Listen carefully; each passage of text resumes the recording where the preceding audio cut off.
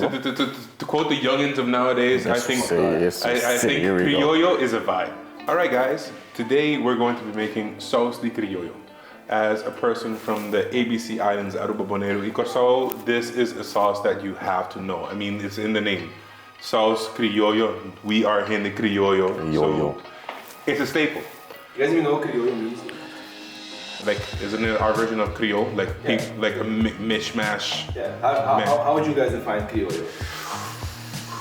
That is a good question. I think like, so like Creole to be anything. Yeah, or Creole.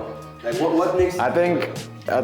I'll go ahead. You wanna go? To quote the youngins of nowadays, I think Krioyo is a vibe. You know, because Krioyo is when you show up somewhere, you're not stressed. Whenever there's a need for, how the Dutch say, gezelligheid, we bring it. You know, I think that's what Krioyo is. Yes. You know? That's a good one. So you consider yourself Krioyo? I'm definitely Krioyo. Okay. Can you be Antiano? No. Yes, you can. Yes, definitely. Yes, you can. Because I think to me, you can. Like you have a very specific. Yeah. Because to me, I think you gotta be Creole I think one, you have to be Antiano, I think you have to be Antiano, right? But two, you also need to embrace the Antiano culture. Because I could be Antiano but not fuck with my people or not do anything, you know, not have any association with the culture, the people, you know. So I think it has to be a combination, you have to accept it. Be part of the culture. Exactly, Yeah. And then I think you're truly Creole. Yeah, exactly. Then if you haven't been to Carnival once, you're not Creole. This is kind of our version of the Holy Trinity, right? This is our mirepoix. Yeah. So it's the garlic, it's the onions, it's the bell peppers, celery. Yeah, celery. Those four things. Yeah. I'm gonna start off by chopping up one celery stick. But to the point as well of what is Krioyo, I mean, a lot of people think Krioyo, a lot of people might feel that Krioyo is also like a skin color thing. Because we have, people from the Netherlands or, melanin deficient countries that come and are born and grow up with us. You guys understand? That is like the most politically correct way to say it. Media trained. Yeah, he's media trained.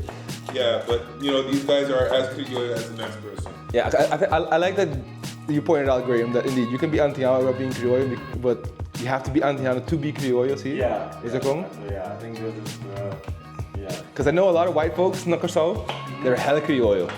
That like they embrace the island, not only you Curaçao, Tintin and Igra, is that wrong? So.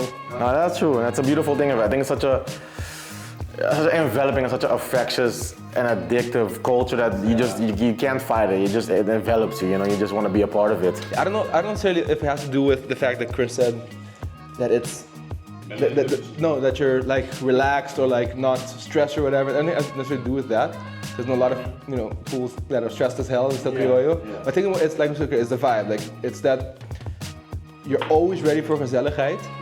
And no matter what, it's like, boom, we can still have a drink and we can still vacilar and stuff. And going to the beach, of course. Once again. That's 2 onions. Now I have a question. Can a dish be criollo without this sauce? Yeah, most definitely. Yeah? Ah, true. True. Okay. That's a perfect example of it. So, stigo batata is comida chinês. Comida chinês is Antiano. But because of the significance of it, and the unifying power of it, it's also criollo. True, I agree. What's it called? That's 1 red bell pepper. You don't think the Van Dalen woordenboek has it? I hated lugging the thing around. So. Yeah, it's a massive book. As an old dude, I wonder what the school life is like back on the island. Means 3 garlic cloves. My grandma on Aruba, when we would go visit, she would make like piscada safra, which was fire. Yeah, and she would make the sauce, but like Chris' sauce is great. Don't get me wrong. My grandma's sauce. That's grandma. You can't fuck around. You can't mess with grandma. Hey, swat. Hey, Gam had it, dude.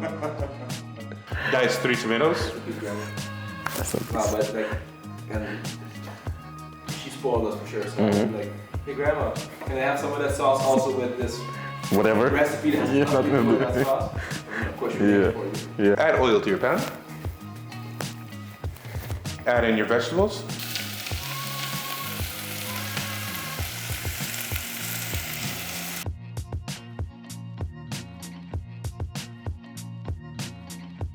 You're gonna wanna saute the vegetables until they start getting soft.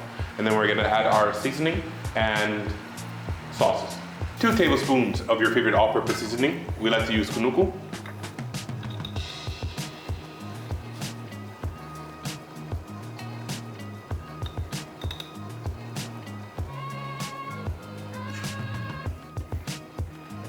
One tablespoon of tomato paste. Luki, since you've made this thing so many times, right? What would you say is your favorite part about making this? How do you keep it fun? How do you keep it interesting for yourself? Because I'm assuming if you do this over and over, at some point it gets tedious, right?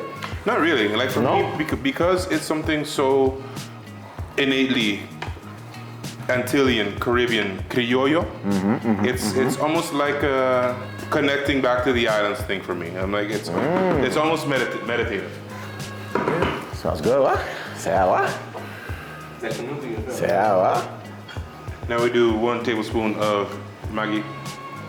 1 tablespoon of Maggi aromat. Get that aroma in. Little extra. Make salt and dead. Half a tablespoon of ketchup mayonnaise. Okay, that's our base. And now we still have to add a bay leaf. A base leaf. Don't add too many bay leaves because then, you know, it'll have a lot of influence on the flavor. Before anyone else leaves. Sour. Let this all cook together for about a minute, and then we're gonna add water to it. But then, toevallig, do we notice Arabiano accent Malia kunanda notice Yugoslav accent? I think so. I know Arabiano accent. I smell it basically. Sì, però mi che come Rubiana, you have the same thing with an Antiano accent. So, sorry, Yugoslav accent. So I thought it was funny when she said she didn't notice it until we started talking about it. So, but again, Rubiana. So I guess it's more subtle. Yeah, I guess what again, Rubiana. I didn't have to wait to notice it. Yeah, what's that? Now add water. You're probably gonna ask me, Chris, how much water? Well, it depends on how wet, like how thin you want your sauce to be. And now let it simmer for about 15 minutes. Now, an optional ingredient to put into it is the chili pepper, but it really does depend if you like spicy or not. I personally like to put it on the side so that, you know, if someone that's eating doesn't like spicy, they're not gonna regret it because I want people to enjoy their food.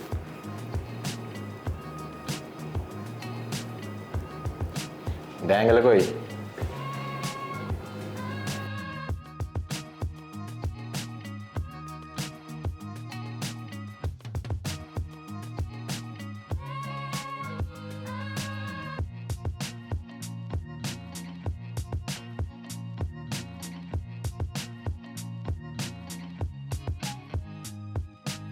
And that's how easy it is to make sauce crioyo.